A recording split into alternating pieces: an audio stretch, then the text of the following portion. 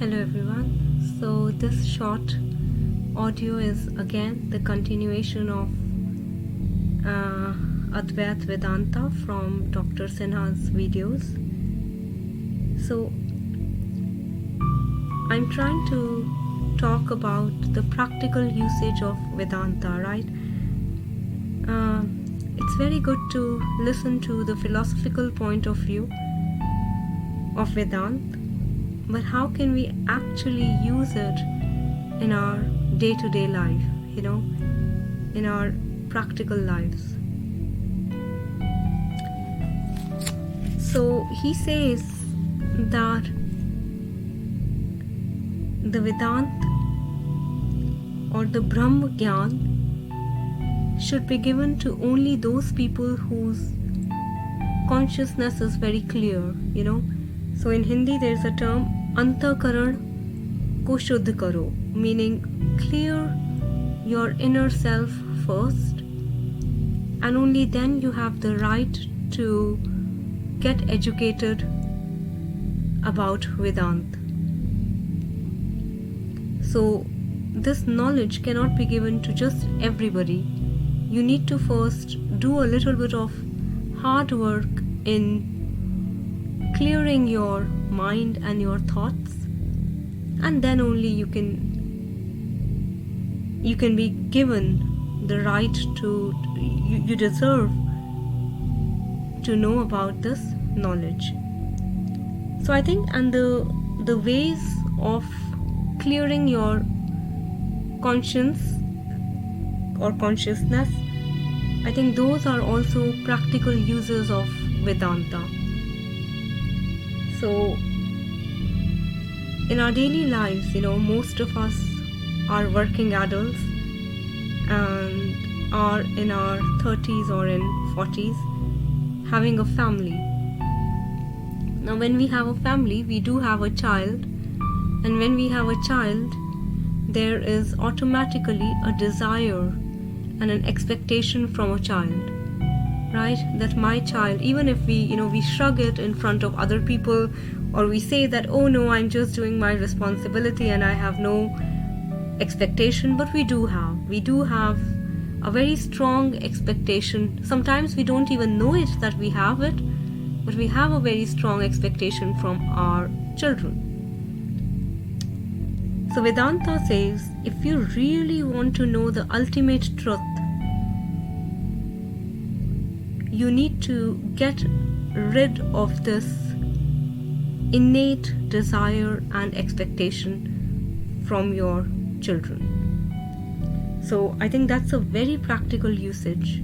Now, of course, we are human beings and we have families and bondings and attachments, so we cannot completely, end our desires or expectations or the way we want to control our children, but it's very useful if we are conscious about it, because if we are conscious, then deliberately we will try to work on it, so we can reduce it, so we can know where we are being very clingy, very controlling, very having too much of expectation, that we forget that the other soul is a soul on a journey. Our child is also a soul who is unique and has his or her own path, and we are just there as the facilitators or the nourishers, but we are not going to lead that path. So I think it's very important and very powerful point, having low expectations from your children, that they are going to take care of me when I get old or when I'm sick. This is not a business transaction, We are raising them because we wanted to, and that's it. They might turn out to be good individuals, or they might turn out to be horrible human beings. That's their journey. So having this detachment is very important if you want to truly go on the path of finding the ultimate and the Brahma Gyan. Number 2 is controlling your desire for wealth. So as we grow older and older, before it is education, we want to get high marks, we want to come first in the class, we want appreciation from our parents. Then as we grow old, it becomes money. We want more dollars or pounds in our accounts, and it just grows. The greed grows and grows and grows. So if we can become conscious of this fact, that from now on I'm going to gather what I need, because need can be fulfilled, but greed cannot be fulfilled. You can fulfill your need, but your greed is just going to go on and on. So if you're conscious of this fact, that I'm not going to kill myself for having one car, and then the bigger car, and then the one house, and then the bigger house, and then another bigger house. If we control our desires in the form of money and the materials that we have, I think that's one way of. Now Vedanta says you have to totally get rid of it, totally detach yourself from the materialistic world if you want to go near the ultimate truth. But I know it's very hard for most of us. The third is, and the very important, because most people can still detach themselves from their children, can detach themselves from the wealth, but the third aspect really entangles them, and they get stuck with this.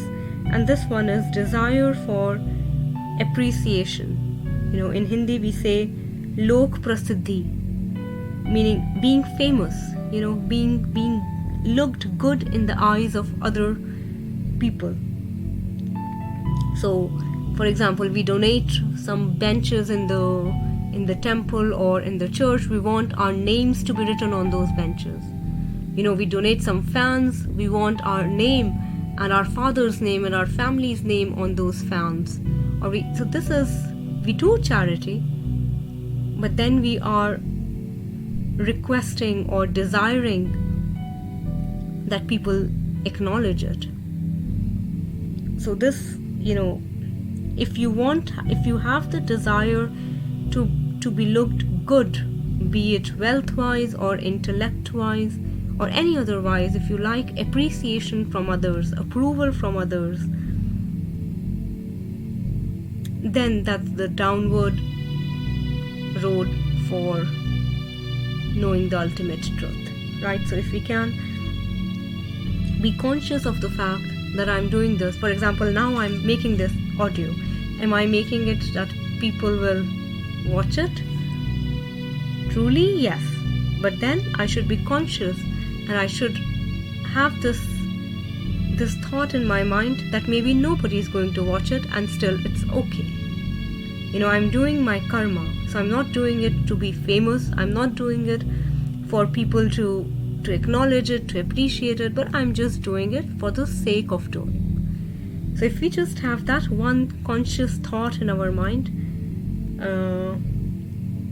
so I think these 3 points of having less expectation from our children, even though we give them birth, we nurture them, we provide for them, but still it's not a business transaction. So we cannot, live their lives, or we cannot control them up to a point, after a point. Having that conscious thought. Second, not being greedy in the matters of wealth and material. So one house, and then bigger house, and then the bigger car, and then the mansion, and then controlling our desires in that aspect. And the third one is the way society looks at me, the way people look at me, the way they perceive me. So having this, letting it go, the desire of being famous or approval of others, lok prasiddhi. If we can do that, I think we will get closer to knowing the ultimate truth. Thank you for listening.